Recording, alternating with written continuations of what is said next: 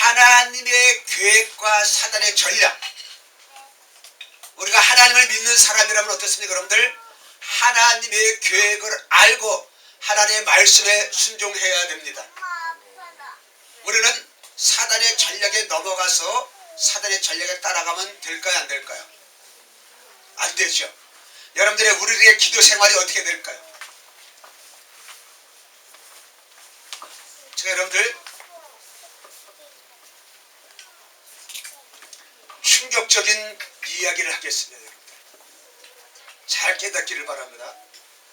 우리가 하나님의 계획과 사단의 전략, 하나님은 계획을 세우시고 일하시고 영광을 받으시는 분이에요. 사단은 그 계획을, 그 일하심을 방해하는 겁니다. 네, 하나님을 방해할 수는 없어요. 하나님을 방해할 수 없으니까 누구를 방해하냐? 하나님의 뜻을 이루는 우리 사람들을 방해하는 것입니다. 자, 우리가 교회마다, 각 교회마다 우리 예수 믿는 사람이라면 항상 하는 것이 가장 중요한 것이 무엇이냐면 신앙생활에 있어서는 우리는 뭘 합니까? 기도를 하는 거예요. 기도. 물론 불교에서도 기도를 하고요. 뭐 몇천 배에 몇천 마리 그런 걸 합니다. 여러분들 기도가 사탄의 전략이라는 걸 여러분들이 깨닫습니까?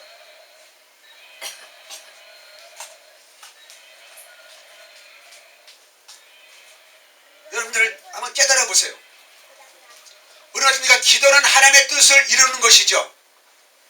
아멘? 우리가 기도 많이 하잖아요. 그죠? 우리가 말씀 듣기 전에도 기도했고 말씀 듣고 나서 기도하고요. 밥 먹을 때 기도하고 우리가 항상 기도합니다. 우리가 사실 찬양보다 말씀보다 우리가 기도를 더 중요시 여깁니다. 우리 기독교에서는. 근데 기도가 사단의 전략이다. 늘 이해가 되셔야 안 되셔요? 이해 안 돼요. 깨달아지지 않죠? 예, 기도가 사단의 전략이다. 아닙니다. 맞아요. 그러나 기도를 어떻게 하냐? 하나님의 전략의, 그러니까 사단의 전략의 통로가 될 수 있다는 거예요. 그러니까 우리가 기도는 뭡니까? 예수님도 새벽에 기도하셨습니다. 예수님이 한정에 가서 기도하셨습니다. 예수님의 기도는 무슨 기도냐면 하나님의 뜻을 이루는 기도입니다. 그러나 우리의 기도를 여러분들은 보십시오. 하나님의 뜻을 이루는 기도일까요? 어떤 분이 그러시더라고요. 우리가 기도하는 것은 무엇이냐? 하나님의 말씀에 불순종하기 위하여서 기도한다는 것입니다.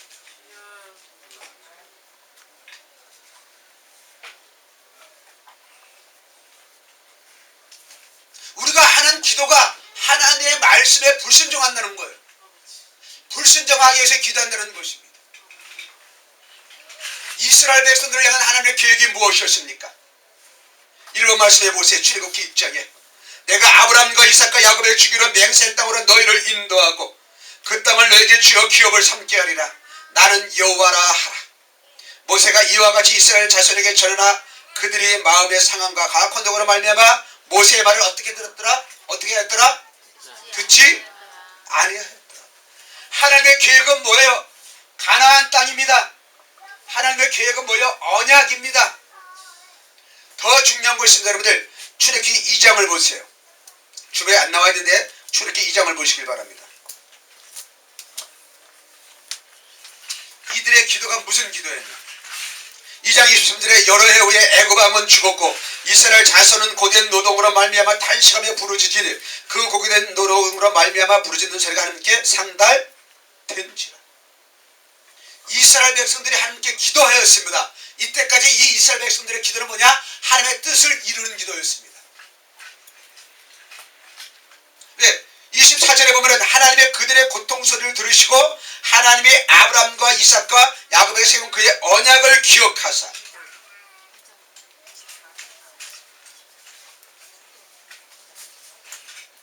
그러니까 하나님께서 이스라엘 백성들을 통하여서 지금 어떻게 하십니까? 그들이 지금 고통당하고 있습니다. 하나님을 모르는 바로왕이 나타나서 어떻게 됩니까? 이들을 숫자가 많으니까 강성해지들이 그러니까 이들을 종으로 부리는 거예요. 그들의 가혹한 있습니다. 고된 노동이 있습니다. 그럴 때 하나님께 이스라엘 백성들은 부르짖었습니다. 이때만 해도 이들의 이스라엘 백성들의 기도는 뭐냐? 하나님의 뜻을 이루는 기도입니다. 그러나 출애굽기 6장 9절 말씀에 보면 모세가 이와 같이 이스라엘 자손에게 전하나 그들이 마음의 상함과 가혹한 노력으로 말미암아 모세의 말을 듣지 아니하더라. 그러면 이들의 기도는 무슨 기도였습니까? 이들의 기도는 더 중요한 말씀이 있습니다. 여러분들 이번 말씀에 있죠. 민수기의 14장 1절을 보겠습니다. 죽어있는 말씀을 보세요. 민수기 14장 1절에서 온 회중이 손을 높여 부르짖으며 백성이 밤새도록 통곡하였더라. 그들의 기도는 뭐냐? 이스라엘 자손이 다 모세와 아론을 원망하며 이들의 기도는 무슨 기도였습니까? 하나님의 뜻을 이루는 기도입니까? 하나님의 뜻을 방해하는 기도입니까? 하나님의 뜻을 방해하는 기도잖아요. 방해하는 기도죠.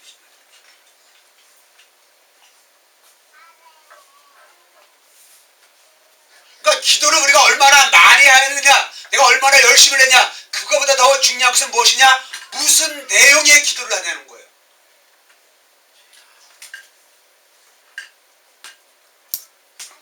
내 뜻을 위하여서 기도하는 것, 그 기도가 아니라는 것입니다. 나의 욕심을 위한 기도가 그 기도가 아니라는 것입니다. 예수님도 어떻게 하셨습니까? 예수님이 이 땅에 모신 목적이 이 땅에 있는 우리들을 구원하여 주시고 오셨어요. 예수님의 기도는 바로 그 기도였습니다. 주님의 뜻에 예수님의 기도는 뭔가 하나님의 뜻에 순종하는 기도였습니다. 그런데 우리는 왜 하나님의 뜻에 순종하는 기도를 안 하고 있을까요? 그러니까 우리는 왜 어린아이 같이 기도하고 있을까요?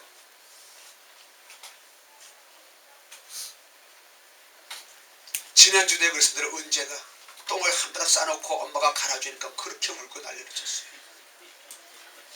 그 기도에 지금 은재의 기도입니다. 얼마나 울었습니까? 그게 은재의 기도예요. 근데 그것을 보는 사람들은 어떻습니까? 어느 누구나 그 은재의 기도가 합당하다고 봅니까? 목이 쉬도록 울잖아요. 목이 쉬도록. 그러니까 우리가 얼마나 소리를 많이 지르느냐, 얼마나 영적으로 기도하느냐, 그게 중요하지 않다니까요.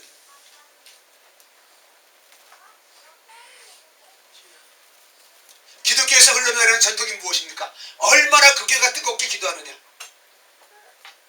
얼마나 기도를 많이 하느냐, 이것이 중요합니다. 얼마나 뜨거우냐가 중요하지 않아요. 얼마나 기도를 많이 하느냐가 중요하지 않습니다. 얼마나 하나님의 뜻에 순종하냐가 중요하다는 거예요.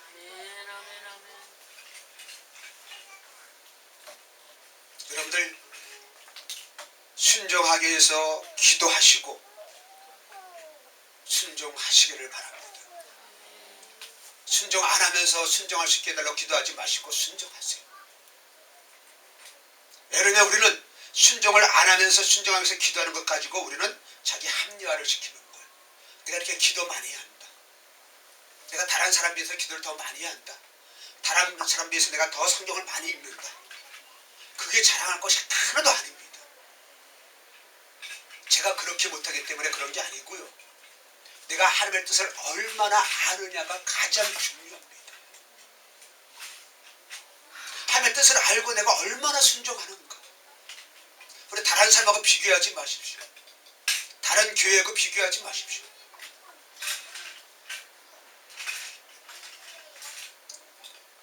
혜은이 말처럼 어떻게 돼요? 엄마 우리 교회 왜 이렇게 가난해? 당연히 우리 교회 가난합니다. 그래서 혜은이는 큰 교회를 받기 때문에 가난하다고 생각합니다. 큰 교회를 받기 때문에. 저것이 어린아이의 눈입니다. 왜? 큰 교회가 되면 너무 좋잖아요. 좋은 것들이. 장난감도 많고 또 따뜻하고 유아실도 있고 많이 좋잖아요.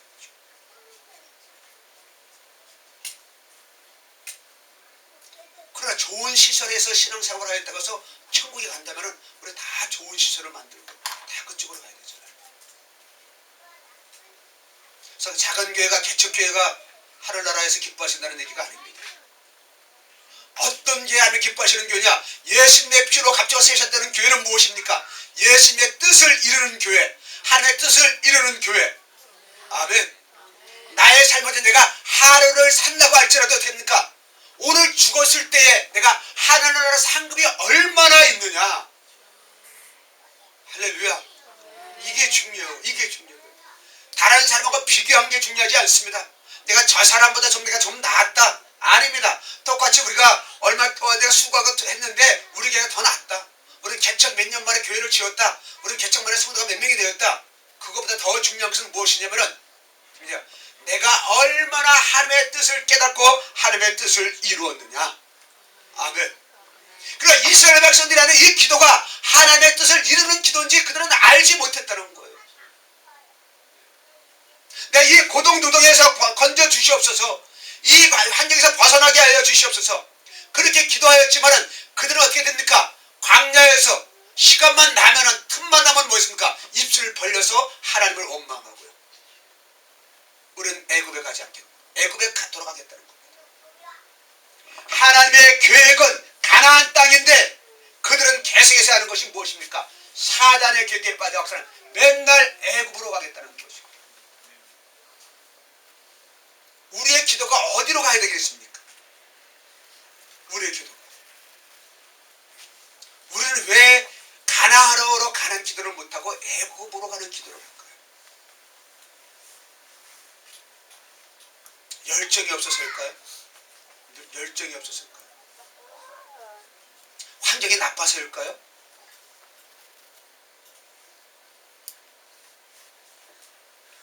근데 잘 깨달으십시오. 환경이 나쁜 사람이 환경을 이겨나가기 위해서 기도할까요? 환경이 좋은 사람이 환경을 누리기 위해서 기도할까요?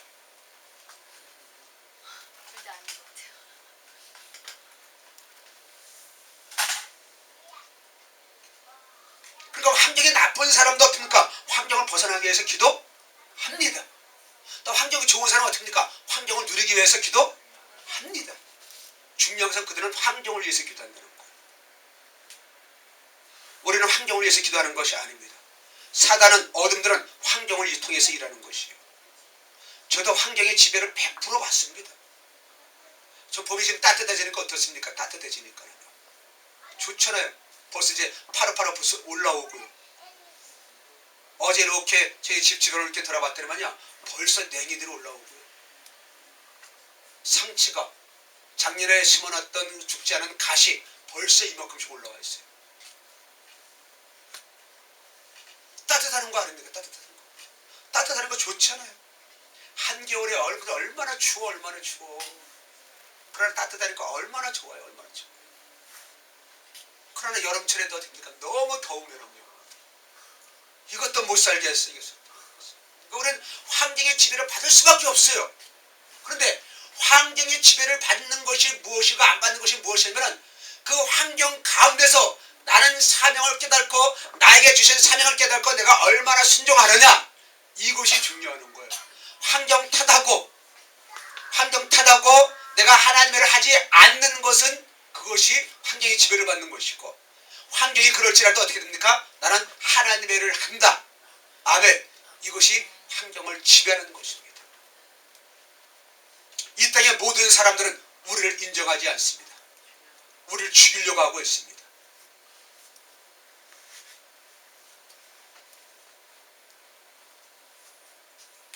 그렇지만 내 안에는 예수의 생명이 있습니다.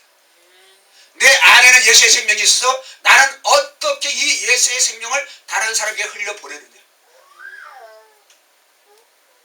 우리 직장생활 하시는 분들 잘 깨달으십시오. 여러분들 가정생활 하시는 분들 마찬가지예요.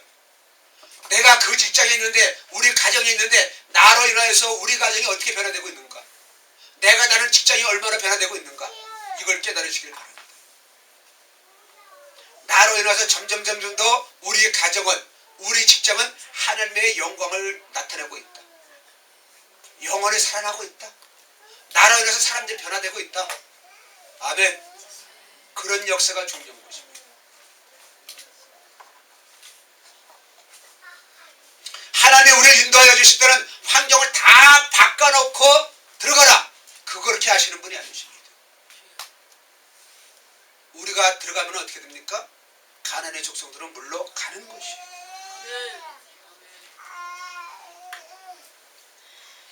이스라엘 백성들은 하나님께서 내가 너와 함께 하신다고 그렇게 말씀해 주시는데 불구하고 올라가서 싸우면 이긴다고 하는데도 불구하고 왜 그들은 뭐라고 합니까? 우리는 올라가서 그 백성을 치지 못할 것이다. 그들이 우리보다 강하다고 하는 거예요. 정말로 우리의 기도가 전능하신 하나님의 뜻을 이루는 기도입니까? 전능하신 하나님의 힘을 빌려가지고 우리가 당하고 있는 이 어려운 환경을 이겨나가는 기도냐고. 이 땅의 어둠들은 환경들은 어떠냐? 내가 하나님의 뜻을 깨닫지 못하게 하고 하나님의 뜻을 이루지 못하라고 공격하고 있는 것입니다. 그래서 환경을 바라보면 우리는 하나님의 뜻을 깨달을 수가 없어요. 순종할 수가 없습니다. 내가 지금 얼마나 많이 기도하느냐? 그게 중요하지 않다니까요. 기도 안 하라는 얘기가 아닙니다, 여러분들.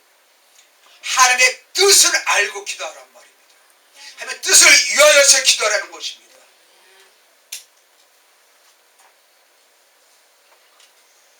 여러분들 하나님의 뜻을 깨달은 사람이 기도 소리가 클까요? 하나님의 뜻을 깨닫지 못하는 사람의 기도 소리가 클까요? 깨달은 사람이 커요.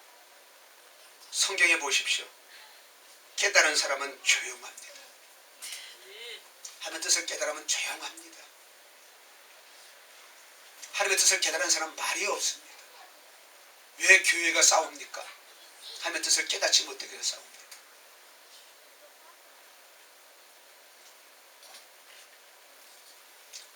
으쌰 막 이렇게 나가는 교회가 힘 있는 교회라고 착각하고 있는데 저도 그런 줄 알았습니다.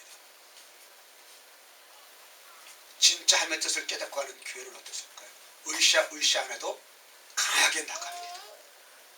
강하게 나갑니다. 소리 지르면서 야 소리 질러 가는 겁니다. 보십시오. 골리앗 앞에서 있는 다윗의 모습을 보세요. 골리앗은 큰 소리를 칩니다. 다윗은 어떻습니까? 큰 소리 칩니까? 안 칩니다. 조용히 나갑니다. 조용히 나옵니다. 왜? 내 안에 만군의 여호와 하나님이 있기 때문에. 큰 소리에 눌리지 않는 거예요. 큰 소리에 눌리지 않는 겁니다.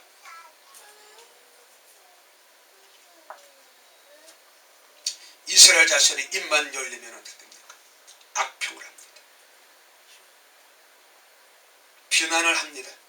원망을 합니다. 하나님의 뜻을 깨닫지 못하기 때문에 소리를 지르는 거예요. 하나님의 뜻을 깨닫지 못하면 가만히 있어야 되는데 내가 살아있다는 증거를 보여주기 위해서 어둠들은 소리 지르게 하는 것입니다. 우리 아이들 키울 때 잘나잖아요. 아이들이 문제를 일으킨다는 얘기 뭡니까? 나를 알아주세요. 난 사랑이 필요합니다. 우리 다 알고 있잖아요. 그죠? 그러니까는 하나님 앞에 소리를 지르는 자가 크겠습니까? 아빠, 아버지를 부르짖는다는 뜻이 그 뜻이 아니라는 거예요. 내가 하나님의 자녀인 것을 당당히 선포하는 겁니다. 아버지가 내 아버지인 것을, 하나님은 내 아버지인 것을 당당히 선포하는 거예요. 우리는 하나님은 내 아버지인 것을 선포하지 못해요.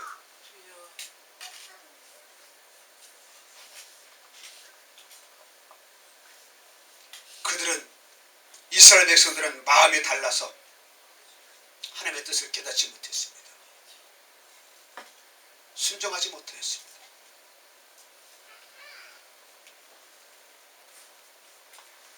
우리가 어린아이들하고 어른들을 보세요. 어린아이들은 전부 달라는 겁니다. 전부 달라는 거예요. 전부 하나부터 열까지 다 달라는 거예요. 엄마 아빠가 힘들지 안 힘든지 괴로운지 그런 거 안 달라는 거예요. 지금도 희수는 엄마 배꼽 하면서 웁니까? 오로지 우는 것이 엄마 배꼽 하고 온대잖아요. 그게 어린아이. 때가 낀 배꼽이 뭐가 좋다고 하면 배꼽만 찾아. 왜? 그걸 모르니까. 왜? 그 부족한 것이 있기 때문에 채우려고 그러는 거예요. 어린아이들은 왜 자꾸만 달라지만 하느냐? 지금 성장하는 과정이기 때문에 자기 혼자 살기 때문에 할 수 없기 때문에 엄마한테 무조건 요청할 수밖에 없는 거지. 그러나 성장한 사람들은 여러분들 누구한테 달라고 합니까? 안 달라고 합니다.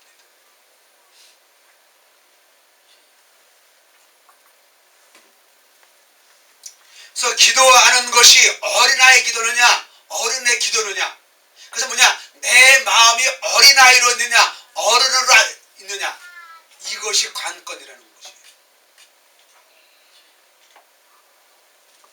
예레미야 21장 보십시다. 여호와께서 말씀하시기를 보라, 내가 너희 앞에 생명의 길과 사망의 길을 두었노라. 생명의 길과 사망의 길이 있어요. 여러분들은 생명의 길을 선택합니까? 사망의 길을 선택합니까? 그러면 생명의 길을 선택한다고 하시겠지요. 그러나 어린 아이들을 보세요.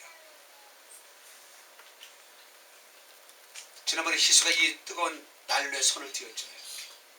엄마가 하지 말라 그랬더니 뜨겁다 그랬잖아요. 그죠? 근데 지가 어떻게 됩니까? 대서 혼나잖아요.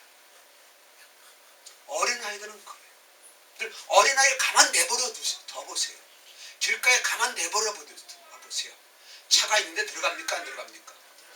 들어갑니다. 그래서 사고가 많이 나는 거예요. 음식에서도 그런 일이 있더라고요. 누나와 그 어머니 다 조카를 모시고 병원 갔다 와서 내렸는데 그 5초 사이에 다 내려서 그냥 삼촌은 앞으로 갔는데 조카하고 앞으로 가다가 못 봤어요. 왜? 그게 사각지대니까.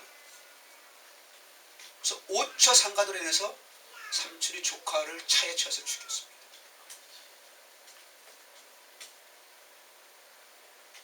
물론 어른 같으면 보이죠. 서서 가면은. 그죠? 그런 거 되지만 어른 같은 거 어떻습니까? 차가 있는데 앞으로 가지 않죠. 왜? 어린애 같으면 그 정도 안단 말이에요. 근데 어린이는 어떻게 돼요? 차가 서서 가는 거 알지? 못하니까 가다가 이렇게 된 거예요. 어린아이는 그렇단 말이에요. 어린아이들은. 그러니까 어린아이 같은 신앙이 무엇이냐, 여러분들 그걸 깨달아야 돼요. 무조건 달라는 신앙이 아닙니다. 어린아이는 어떻습니까? 하나님만 의지하는 신앙이란 말이에요. 하나님만 바라보는 신앙이란 말입니다. 그래서 내가 할 수 있는 것은 무엇이냐? 하나님 안에서 내가 할 수 있어야 되는 거예요. 그러니까 우리는 생명이 뭔지 몰라요. 사망이 뭔지 몰라요. 내가 죽는 길을 사망이라고 생각하고 가고 있는 거예요. 이 말레이 공항에서 어떤 사람은 이렇게 살해한 그런 여자들이 있잖아요. 그죠? 그것이 사람 죽이는 것 사람들 알았을까요? 몰랐을까요?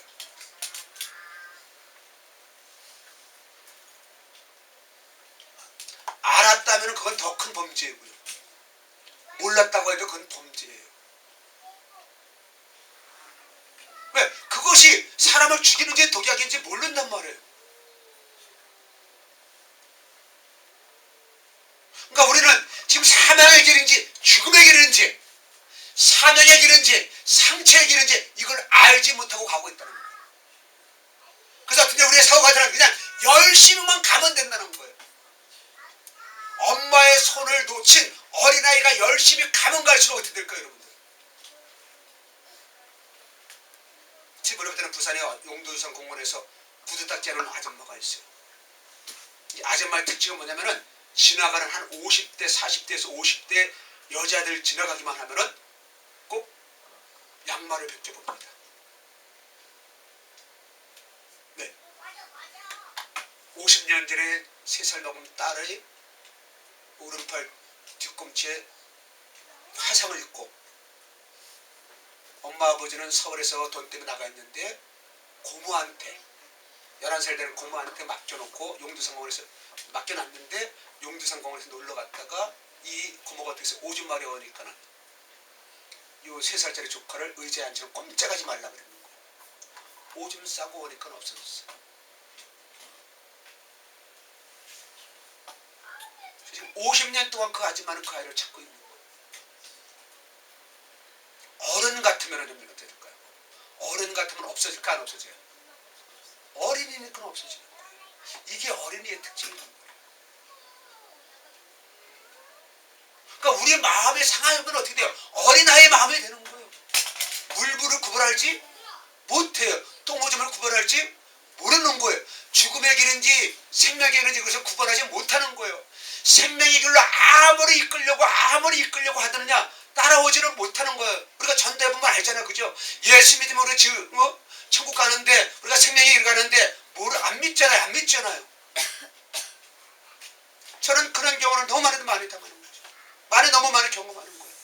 이 길이 생명의 길이다. 생명이다. 우리 다 같이 하늘나라 참고 하늘나라 가자. 우리 하늘나라 상급을 누리자. 아무리 얘기를 해도 어떠냐? 돌아서면은 다른 길로 가고 있는 거예요.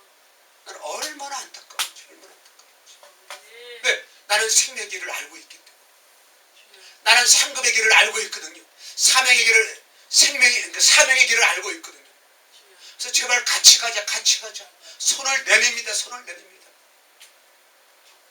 그러나 그 사람들이 환경으로 보고 있기 때문에 내가 인물이 없고 잘난 것이 없고 내세울 수 없다 보니 그러니까 내 안에 있는 예수님을 봐야 되는데 내 안에 계신 예수님을 보는 것이 아니라 나의 일모만 보고 판단하기 때문에 그것이 어린아이의 문이라는 거예요. 어린아이들 보십시오. 무서운 아저씨가 울고 맛있는 주는 아저씨 따라가고요. 그래서 우리는 영으로 거듭나지 않으면 우리는 영적 인성을 깨달을 수가 없습니다. 영으로 거듭나지 않으면 우리는 사명을 절대로 깨달을 수가 없습니다. 영으로 거듭나지 않고는 우리는 성인이 될 수 없다는 것이에요. 믿음이 성장할 수가 없다는 것입니다. 우리는 생명의 길로 갈 수가 없다는 것입니다. 로마서 12장 2절 말씀 보겠습니다. 4번입니다. 여호와께서 말씀하시기를 보라 로마서 12장 너희는 이 세대를 본받지 말고 오직 마음을 뭐하고 새롭게 하고 변화를 받으라. 그러니까 우리가 어떻게 하면 이 세대를 본받지 말라는 거예요. 환경을 바라보지 말라는 것입니다. 이 시대 이 현 상황을 보지 말라는 거예요. 현 상황을 보지 말라는 거예요. 우리 탄핵 정국을 이뤄가지고 요번 주에 무전 중요 요번 주에 어떻게 됩니까? 헌재에서 이걸 발표할 수도 있어요. 그죠? 거기에 사람들이 완전히 매달려 있는 거예요. 그러면 대통령이 탄핵이 인용된다면 그 사람의 인생이 달라질까요? 탄핵이 기각된다고 인생이 달라집니까? 아닌데 자기가 직장 다니던 사람이 대통령 탄핵이 인용되면 직장에 잘리고 직장에 다니는 사람이 어떻습니까? 탄핵이 기각되면 직장에서 잘리고 이런 일이 일어납니까? 안 일어납니까? 일어나지 않는데 우리는 거기에 목숨을 걸고 있는 거예요. 목숨 걸고 외치는 사람이 너무도 많아요. 중요한 건 대통령이 탄핵되느냐 안 되느냐보다 더 중요한 것은 무엇입니까? 내가 앞으로 어떻게 살아갈 것이냐. 그래서 우리는 대통령이 달려있다고 본다고 있어요. 누가 대통령이 되는 것보다 더 중요한 것은 무엇이냐? 내가 하나님의 뜻을 깨닫고 가고 있다는 겁니다. 내가 정말로 생명의 길을 가고 있다는 것입니다. 그래서 내가 이 세대를 본받지 않을 때 마음을 새롭게 되는 거예요. 마음을 새롭게 한다는 얘기 무엇입니까? 이것을 다시 갈아엎는 거예요. 내 마음에 지금 묵은 땅이 되어 있단 말이에요. 돌짝밭이 되어 있단 말이에요. 가시떨기밭이 있단 말이에요. 가시밭이 되어 있단 말이에요. 이것을 갈아엎어서 옥토가 되게 되는 거예요. 내 마음을 바꾸지 않으면 우리는 어떠냐? 변화를 받을 수가 없습니다. 내 마음을 바꾸지 않으면 우리는 환경을 바꿀 수가 없습니다. 어린아이의 마음 가지고서는 우리는 환경을 통치하지 못하고 환경을 지배받을 수밖에 없는 것입니다. 사단의 전략은 마음이 어린애가 되려는 거예요. 상처 가진 마음을 그대로 가지고 살아가라는 것입니다. 우리는 마음을 갈아엎어야 돼요. 상처의 마음을 갈아엎어야 됩니다.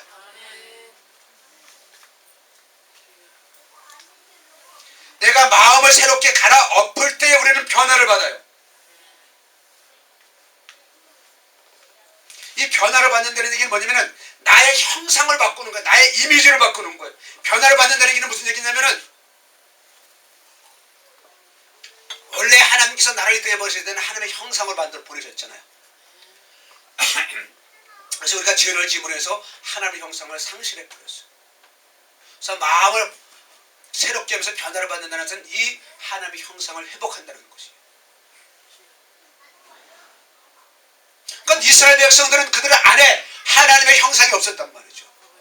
마음에 상하져 있기 때문에 하나님의 형상이 없으니까 어떻게 돼요? 하나님의 뜻을 깨닫지 못하는 겁니다.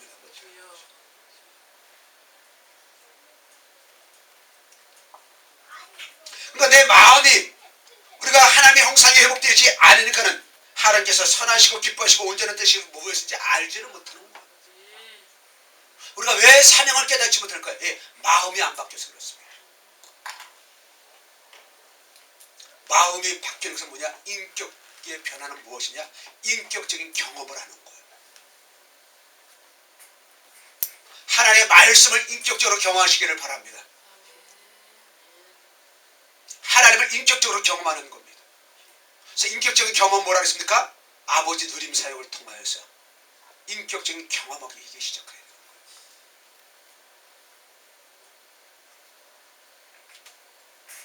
오늘부터 여러분들 더 우상숭배 회개 기도와 아울러서 아버지 누림 사역을 계속하십시오. 나의 인격이 하나님의 형상이 회복되어져야 됩니다. 그래서 나를 향하신 뜻이 무엇인지 깨닫고 가는 거예요. 그래서 5번 말씀에 고린도서 13장에서 내가 어렸을 때 말하는 것이 어린아이 같고 깨닫는 것이 어린아이 같고 생각하는 것이 어린아이 같다가 장성한 사람에 대해서는 어린아이의 일을 버려야 되는 거예요. 어린아이의 수준에서 깨닫는 것은 무엇입니까? 저것이 깎아가 맛있는가 안 맛있는가 소금 먹을 거야만 기는 것은. 그것도 뭐냐? 영양가가 있느냐? 아니야. 내 성장이 얼마나 좋냐? 아니에요. 무조건 맛있느냐? 내 입에 맛있느냐? 그것만 가지는 거, 그것만 키워요. 아이들 보십시오. 맛있으면 그냥 먹어요. 맛없으면 아무리 영양가 좋은 것도 뱉어요. 우리의 수준은 이 수준이란 말이죠. 하나님의 뜻이 중요하지 않고 내가 좋으냐, 내가 기뻐하느냐, 내가 원하느냐 이것이 중요한 게 되는 것이죠. 그것이 아니고 하나님의 일을 하는 사람은 어떤 사람이냐? 하나님의 뜻이 어떤 것이냐, 내 마음에 드느냐가 아니라 하나님의 뜻이 무엇인가가 중요한 것입니다. 제가 그래서 뭡니까? 하나님께서 원하시는 뭐냐? 사명의 목숨을 걸라는 거예요. 사명의 목숨을 걸어라.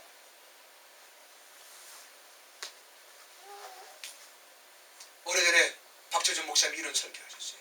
자기네 교회 조폭 출신, 조폭의 그걸 뭐라 그랬어요? 대장을 오야봉이라 그러죠. 일본 말로는 보스. 보스가 교회로 왔는데 무정 등치가 작더래요. 근데 그 옆에 다니는 사람들은 등치가 무정 커요. 그래서 어떻게 이게 보스가 되느냐, 어떻게 주먹을 잘 쓰냐 그랬더니만은 이분이 하는 얘기가 상대방하고 보스하고 딱 싸울 때에 죽기를 각오하고 싸우는 거예요. 죽기를 각오하고 싸운다는 거예요. 내가 안 죽으려면 저 사람을 죽여야 된다는 거예요. 그래서 보스가 된다는 거예요. 우리는 세상에 이번에 지난주에 전주에 갔더만 전주에 무슨 오고리파하고 월드컵하고 싸웠다는 거예요. 그래서 40 몇 명이 경찰서 잡혀갔는데 거기 있는 권사님 얘기를 들었더니 그거는 뭐 다른 거 아니에요. 비장원에 갔다는가 어디 술집에 갔는데 이 오고리파 사람이 아니고 월드컵파 사람이 갔는가 봐요. 그래서 오고리파에 대해서 물어봤더니만은 그것도 별거 아니다, 아무것도 아니다 이렇게 얘기를 했대요. 근데 오고리파가 온 거예요. 그랬더니 이 술집 아가씨가 월드컵파가 얘기했는데 너희들 아무것도 아니라더라. 그래서 싸운 거예요. 아무것도 아니면 뭐고, 아무것이라면 또 뭐겠어요. 그래서 둘이서 싸워가지고 어떠냐? 40 몇 명이 구속됐어. 그 세상에 가는 이것 때문에 우리 싸운단 말이야. 아무것도 아닌 것 때문에 싸우는 거예요. 어린아이기 때문에. 우리 아이들이 울면서 우는 거 보십시오. 진짜 여러분들이 하나님과 생명하고 지금 관계되는 것 때문에 싸웁니까, 애들이? 그러면서 울면서 와요? 오는 이유가 뭐야? 쟤네들이 이거 내가 내 장난 갖고 놀고 있어요. 뭐 나한테 어쩌고 있어요, 어쩌고 있어요. 우리는 그런 부분에 있어서는 그냥 사명하고 관계없는 부분에서 우리가 목숨을 걸는데 우리는 왜 사명의 목숨을 안 거냐는 것입니다. 저 역시 마찬가지예요. 제가 사명에 목숨을 걸지 않기 때문에 이 설교를 합니다. 제발 여러분 사명에 목숨 거십시다. 사명에 목숨 거십시다. 내 문제 해결을 위해서 목숨 걸지 마시고 하나님의 상급을 위해서 목숨 걸시기를 바랍니다. 6번 말씀하셨습니까? 에베소 4장 20절에 너는 유혹의 욕심을 따라 썩어가지 않은 구습을 따르는 옛사람을 벗어버리고, 이것이 마음의 변화여 마음을 새롭게 하는 것입니다. 그러면서 말했어요. 오직 심령이 새롭게 되어서 하나님을 따라 의와 진리와 거룩함에 치유심 받은 새 사람을 입으라. 이것이 로마서 12장 말씀하고 똑같은 말씀. 내가 새롭게 되려고 걱정하지 마세요. 이 말씀이 여러분들에 들어와 있으면은 여러분들이 마음을 새롭게 하겠다고 생각만 하면은 새로워지는 것입니다. 옛날 상처만 붙들지 마시고 옛날 환경만 붙들지 마시고 새롭게 되는 것을 여러분들 생각하시면 됩니다. 그래서 그 육에 속한 사람은 하나님의 성령을 알지 못하는 거야. 받지 못하는 거야. 왜? 하나님의 일은 어리석게 보이기 때문에. 그것들을 알 수가 없어요. 이런 사람들은 어떤 사람입니까? 어린 아이라는 거예요. 마음이 상한 사람이라는 거예요. 그러니까 상한 사람은, 어린 아이는 무엇가 진리인지 깨닫지 못하는 거예요. 살이 판단을 할 수가 없어요. 분별할 수가 없습니다. 어린 아이들 보십시오. 비가 와도 비 맞고 나가 놀잖아요. 근데 어렸을 때 어땠습니까? 놀고 싶어서 비가 와서 놀잖아요. 그죠? 제가 의자무 살 때에 초등학교 앞에 있었어요. 비가 폭우가 쏟아지지 않는 이상 조기 축구 주일마다 하더라고요. 눈이 와도 어떻게 됩니까? 해요. 왜? 다 다져놓고 해요. 그들이 몸은 어른인데 행동은 어린아이인 거예요. 어린아이가 그렇게 하면 때려서 못하게 하죠. 어른이 그렇게 하면 누가 때리는 사람이 없어.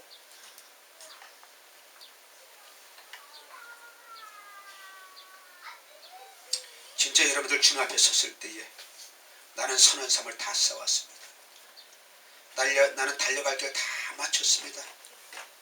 나는 믿음을 지켰습니다. 나는 멸류관을 받을 수 있습니다. 그럴 수 있기를 바랍니다. 그래야 됩니다. 우리는 지옥의 심판은 없습니다. 그러나 생명의 심판은 받습니다. 상급의 심판은 받는다는 거예요. 하나님이 여러분들에게 물어보실 때 여러분들 뭐라고 대답하시겠습니까? 하나님이 저한테 언제 저한테 사명을 주셨습니까? 나는 이 땅에 왜 태어난지도 몰랐습니다. 난 그냥 열심히 살았습니다. 교회 열심히 다녔습니다. 근데 뭐가 잘못입니까? 그러나 하나님은 그것 가지고 우리를 창조하지 않습니다. 정상을 창작하지 않습니다. 우리 사기당한 사람 보세요. 이용당했잖아요. 그래서 나라에서 그 사람을 해결해 주지 않습니다. 범인은 잡아줍니다. 그러나 돈을 뺏어주지 못합니다. 네? 그 사람이 돈이 없습니다. 있으면 괜찮죠. 저 사람이 그랬어요. 저 사람이 그랬어요. 저 사람 때문에 내 인생이 이렇게 됐습니다. 그래도 어느 누구가 책임져 주지 않아요. 왜? 우리의 인격체는 내가 책임져야 됩니다. 네? 나에게 의지가 있기 때문에. 그래서 하나님께서 이스라엘 백성들 했잖아요. 가나안 땅에 들어가는 것이 하나님의 뜻인데 가나안 땅에 들어가지 않아도 어떻습니까? 뭐라고 책임지지 않는 거예요. 오히려 하나님께서 뭐라고 했습니다. 너희들은 가나안 땅에 절대로 들어가지 못한다. 나를 멸시하였기 때문에 가나안 땅을 보지 못할 것이다. 어린아이들 보세요. 지 마음에 안 들면은 엄마 미워! 아빠 미워! 엄마 아빠 안 볼 거야! 그래서 삐져서 가잖아요. 그죠? 누구 책임이야? 지 책임이지. 근데 엄마 아빠는 어떻게 합니까? 시간이 지나면 엄마 아빠가 눈에 보이거든요. 시간이 지나기 때문에 엄마 아빠가 다시 온단 말이에요. 근데 하나님은 눈에 보입니까? 안 보입니까? 안 보이니까는 삐져서 떠나가서는 어떻게 돼요? 하나님 앞에 다시 올 수가 없는 거예요. 왜? 하나님이 안 보이기 때문에. 그래서 우리 하나님이 보인다면 어떻게 돼요? 여러분들 삐질까 안 삐질까요? 삐지지 않아요. 그러니까 이스라엘 백성들은 그들은 하나님을 보았습니까? 안 보았습니까? 하나님의 일하심을 경험하고 어떠냐? 그들은 하나님을 보지 못했다는 거예요. 제가 하는 얘기가 그거예요.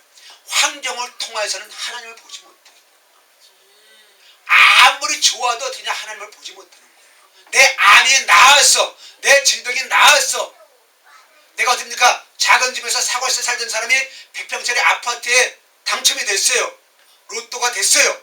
이것 가지고서는 하나님을 경험할 수가 없다는 것입니다. 하나님을 인정할 수가 없어요. 근데 하나님은 보이지 않는 분이기 때문에 하나님은 어떠냐? 우리의 인격으로만 경험할 수가 있는 거예요. 우리의 마음으로만 경험할 수가 있단 말입니다.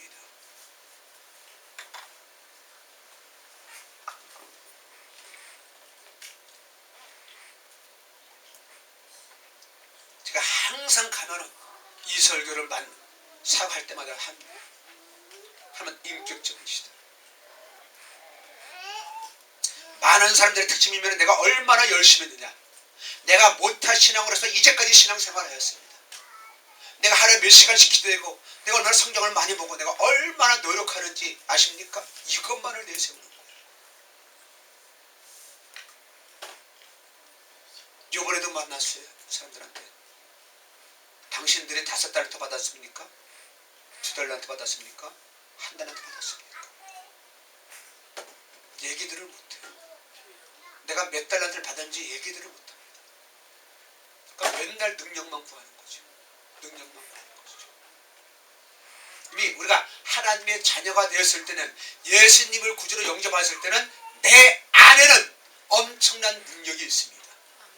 하나님의 능력이 내 안에 들어와 있단 말입니다. 그래서 우리는 나가서 움직이기만 하면 되는 거예요. 하나님의 뜻을 깨닫고 순종해 나가기만 하면 되는 것입니다.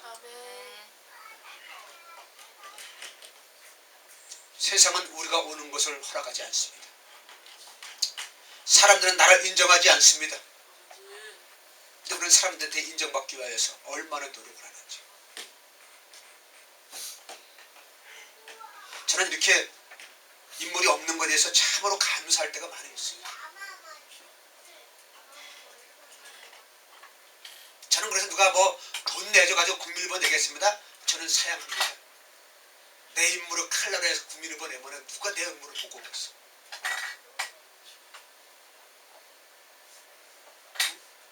뭐 이번에 어떤 집사님이 그러더라고요.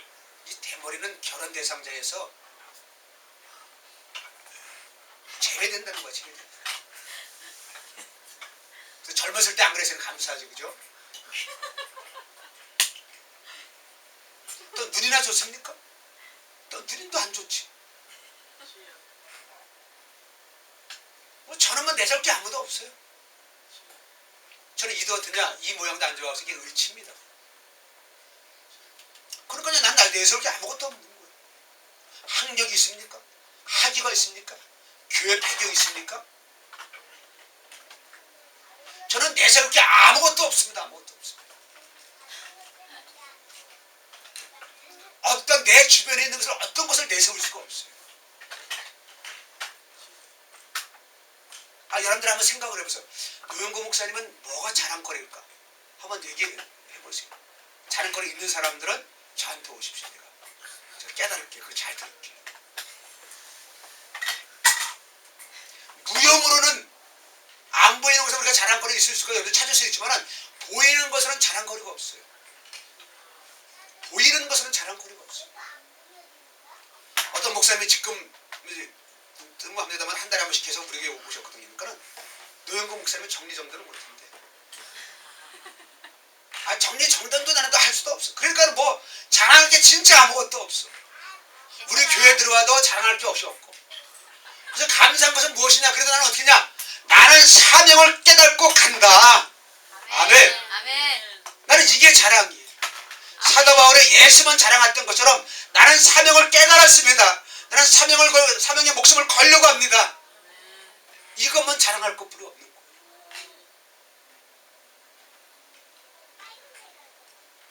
우리 입사님이 해서 지금 이게 동영상은 나갑니다만은, 여러분들 저희들의 설교를 우리 교회는 보는 사람이 있을까요? 있어요. 두세 사람 뿐이 안 되겠죠. 왜? 그 클릭하는 숫자가 20, 30을 넘어간 적이 없으니까는요. 그래, 우리 집사람 매일 보니까 우리 집사람도 6번문에 들어가죠. 그죠? 그러니까 얼마나 나는 감사한지 몰라요. 얼마나 감사하죠. 제 10년 가운데 인정욕구가 강하기 때문에 내가 잘 나가면 바로 인정받기 원해가지고 교회가 크면 어떻게 됩니까? 국민일보에서 알아가지고 교회에 와서 막 절시한다면 예 하십시오. 겸손한 척하고 하겠죠. 제 아내가 2013년도에 큰 교회에 우리 남편이 이렇게 변화돼서 이런 사람입니다. 여러분들 여전대 헌신 예배 때 한번 꼭 초청하시기를 바랍니다. 그래서 큰 교회 몇십 군데를 보냈습니다. 그 목사님들에게 편지를 다 보냈습니다. 감사하게 한 군데에서도 전화 한 통 없어요. 만약에 큰 교회에서 저를 인증해서 불렀다면 국민일보에 광고 나가겠죠. 국민일보 헌신 예배 때 제가 감사를 썼습니다. 제가 그들을 뭐라는 얘기가 아니에요. 나는 어떠냐?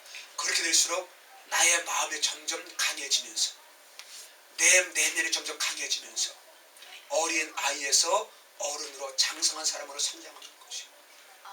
누가 뭐라 해도 나는 사명의 길을 갑니다. 나는 누가 뭐라도 나는 사명의 길을 갑니다.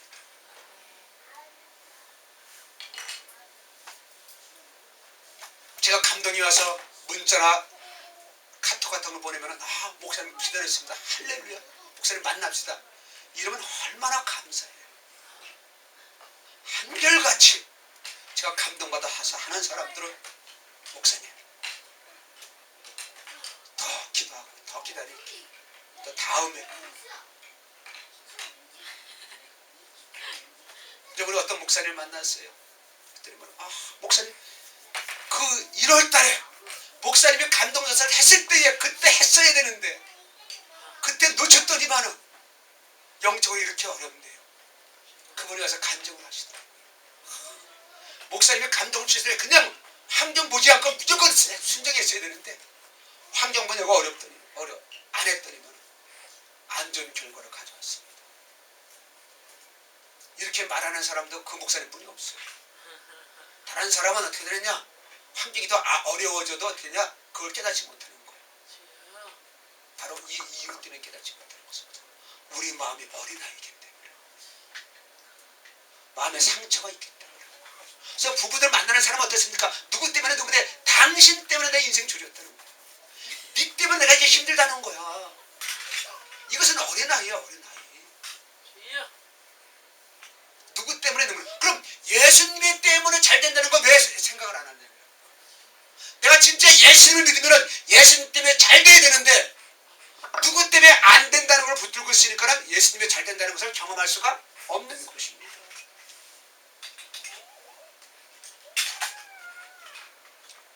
여러분들 죽으면 죽으리라 가시길 바랍니다. 죽으면 죽으리라 사명의 일로 가시기를 바랍니다. 찬양하겠습니다.